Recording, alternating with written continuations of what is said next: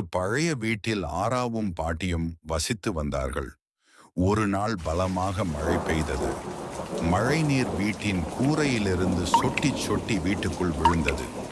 அதை பார்த்த ஆராவும் பாட்டியும் கவலையுடன் பேசிக் கொண்டிருந்தார்கள்.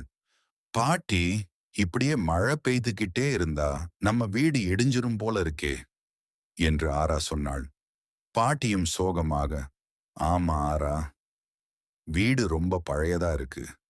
அதை சரி பண்ண நம்ம கிட்ட பணமும் இல்லையே. இப்போ என்ன பண்றதுன்னே தெரியல என்றார். இருவரும் அமைதியாக அமர்ந்து யோசித்துக் கொண்டிருந்தார்கள். ஒரு விதையால் வாழ்க்கை மாறியது. ஆரா ஒரு நாள் பாட்டியிடம் கேட்டாள், பாட்டி, நாம ஒரு காய்கறி தோட்டம் வைக்கலாமா?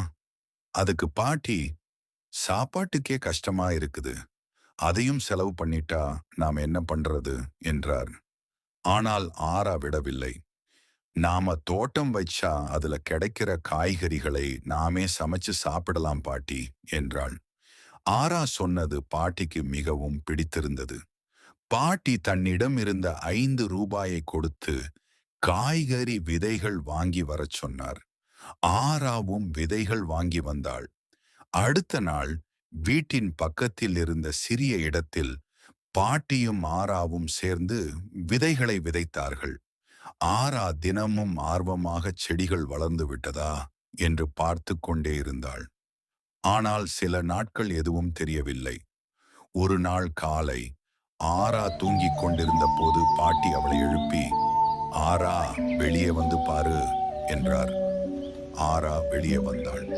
பாட்டி, செடி முளைச்சிருக்கு என்று மகிழ்ச்சியில் குதித்தாள். நாட்கள் சென்றன. செடிகள் நன்றாக வளர்ந்து நிறைய காய்கறிகள் காய்த்தன. அதை பார்த்த பாட்டியும் ஆராவும், நமக்கு தேவையானதை எடுத்துக்கிட்டு மீதியை விற்றுடலாம் என்று முடிவு செய்தார்கள். பாட்டி ஆராவை காய்கறிகளை விற்று வரச் சொன்னார். ஆராவும் பறித்த காய்கறிகளை எடுத்துக்கொண்டு சந்தைக்குச் சென்றாள். புதியதாகவும் பசுமையாகவும் இருந்ததால் எல்லோருக்கும் அந்த காய்கறிகள் பிடித்துப் போனது. சிறிது நேரத்திலேயே எல்லா காய்கறிகளும் விற்று தீர்ந்தன. ஆரா மகிழ்ச்சியுடன் வீட்டுக்கு வந்து பணத்தை பாட்டியிடம் கொடுத்தாள். பாட்டியும் மிகவும் சந்தோஷப்பட்டார். அந்த பணத்தில் இன்னும் அதிகமான செடிகளை வளர்த்தார்கள்.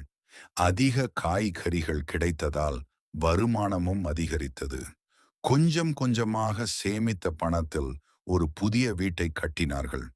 சில காலம் கழித்து அவர்கள் ஒரு பெரிய சூப்பர் மார்க்கெட்டையும் தொடங்கினார்கள். ஒரே ஒரு சிறிய விதை அவர்களுடைய வாழ்க்கையையே மாற்றிவிட்டது. இந்த கதை உங்களுக்கு பிடித்திருந்தால் எங்கள் சேனலை சப்ஸ்கிரைப் செய்யுங்கள். இது போன்ற இன்னும் பல கதைகளுடன் அடுத்த வீடியோவில் சந்திப்போம்.